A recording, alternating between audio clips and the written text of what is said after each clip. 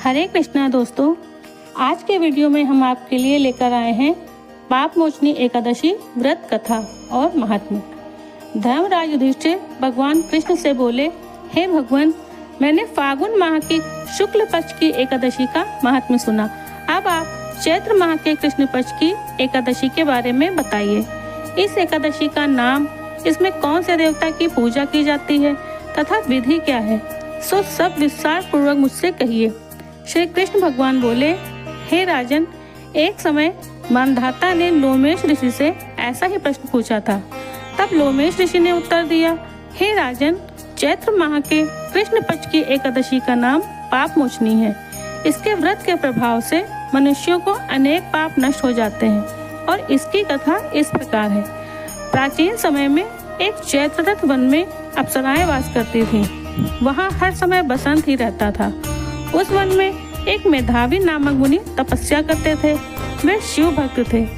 एक दिन मंजुघोषा नाम की अप्सरा उनको मोहित करने के लिए सितार बजाकर मधुर मधुर गाने लगी।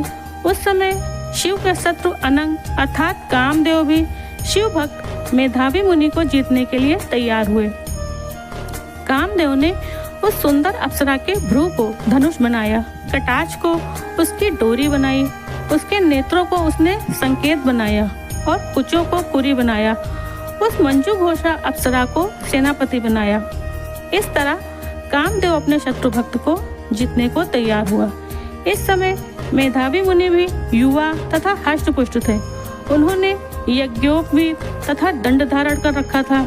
उन मुनि को देखकर मंजुघोषा ने धीरे धीरे मधुर वाणी से वीणा पर गाना शुरू किया। मेधावी मुनि भी मंजुघोषा के मधुर गान पर तथा उसके सौंदर्य पर मोहित हो गए। वह अप्सरा उन मुनि को कामदेव से पीड़ित जानकर आलिंगन करने लगी। वह मुनि उसके सौंदर्य पर मोहित होकर शिव रहस्य को भूल गए और काम के वशीभूत होकर उन्हें दिन रात का कुछ भी ध्यान नहीं रहा।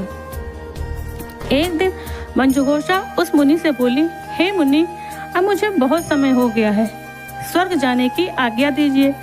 उस अप्सरा के ऐसे वचनों को सुनकर मुनि बोले, हे सुंदरी, तू तो आज इस संध्या को ही आई है, अभी प्रातः काल तक तो ठहरो।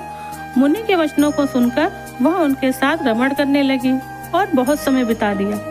फिर उसने मुनि से कहा, हे मुनिदेव, अब आप मुझे स्वर्ग को जाने की आज्ञा दीजिए। मुनि बोले, अरे अभी तो कुछ भी समय नहीं हुआ, अभी कुछ देर और ठहरो। इस पर वह अप्सरा बोली, हे मुनि, आपकी रात्रि तो बहुत लंबी है। अब आप सोचिए कि मुझे आपके पास आए हुए कितना समय हो गया। उस अप्सरा के वचनों को सुनकर मुनि को ज्ञान प्राप्त हो गया और समय का विचार करने लगे। जब रमण करने का समय का प्रमाण 57 साल 7 महीने और 3 दिन ज्ञात हुआ तो उस अप्सरा को काल का रूप समझने लगे। वह महान क्रोधित हुए और तप नाश करने वाली अप्सरा की तरफ देखने लगे। उनके अधर कांपने लगे और इंद्रियां व्याकुल होने लगी। वह मुनि उस अप्सरा से बोले, हे दुष्टा, मेरे तप को नष्ट करने वाली, तू अब मेरे श्राप से पिशाचिनी हो जा। तू महान पापिनी और दुराचारिणी है, तुझे धिक्कार है। उस मुनि के श्राप से वह पिशाचिनी हो गई। तब वह बोली, हे मुनि, अब मुझ पर क्रोध को त्याग कर प्रसन्न हो जाइए और इस शाप का निवारण कीजिए। तब मुनि को कुछ शांति मिली और पिशाचिनी से बोले, रे दुष्टा, मैं शाप से छूटने का उपाय तो बतला सकता हूँ। चैत्र माह के कृष्ण पक्ष की जो एकादशी है उसका नाम पाप मोचनी है।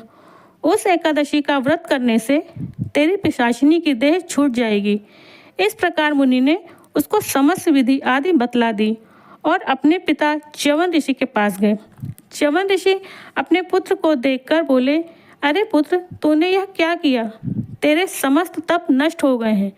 मेधावी ऋषि बोले, हे पिताजी, मैंने बहुत बड़ा पाप किया है, अब आप उसके छूटने का कोई उपाय बताइए। च्यवन ऋषि बोले, हे तात, तुम चैत्र माह के कृष्ण पक्ष को पाप मोचनी नाम की एकादशी का विधि तथा भक्ति पूर्वक व्रत करो। वचनों को सुनकर मेधावी ऋषि ने पाप मोचनी एकादशी का विधि पूर्वक उपवास किया। उसके प्रभाव से इनके समस्त पाप नष्ट हो गए। मंजुघोषा अप्सरा भी पाप मोचनी एकादशी का व्रत करने से पिशाचिनी की देह से मुक्त हो गई और सुंदर रूप धारण करके स्वर्ग लोक को चली गई। लोमेश ऋषि बोले, हे राजन, इस पाप मोचनी एकादशी के प्रभाव से सब पाप नष्ट हो जाते हैं। इस एकादशी कथा के श्रवण व पढ़ने से 1000 गोदान करने का फल मिलता है। इस व्रत के करने से ब्रह्म हत्या करने वाले, अगंबा गमन करने वाले आदि के पाप नष्ट हो जाते हैं और अंत में स्वर्ग को जाते हैं। बोलिए विष्णु भगवान की जय।